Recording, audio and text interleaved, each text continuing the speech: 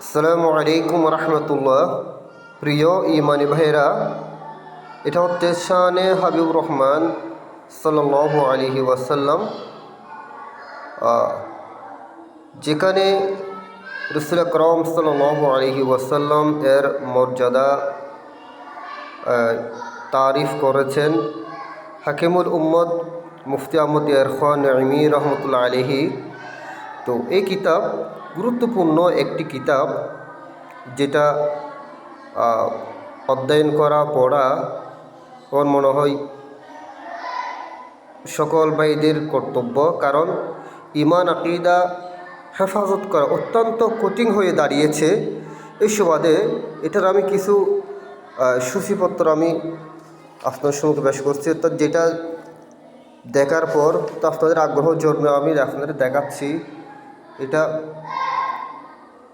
এখানে দেখেন, হুজুর সাল্লাল্লাহু আলাইহি ওয়াসাল্লাম আদি অন্ত জাহের বাতেন সব কিছু সম্পর্কে জ্ঞান, যেমন অতুলনীয়।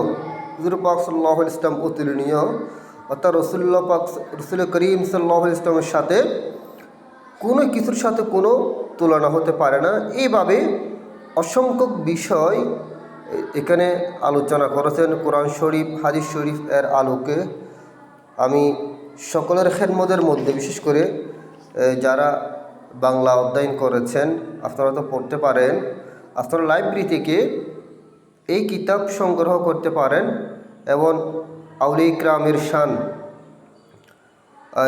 আউলিয়া ইকরাম রাদিয়াল্লাহু আনহুগণকে চিনার উপায়, তাদেরকে আমরা কীভাবে চিনব? সবাই তো আল্লাহর বলি না। আল্লাহর বলির সুরত ধরে অসংখ্য যারা ভণ্ডামি করছে, ইসলামের শরীর বিরুদ্ধে অসংখ্য কর্মকাণ্ড করছে, এগুলি আমরা ধরতে পারি না।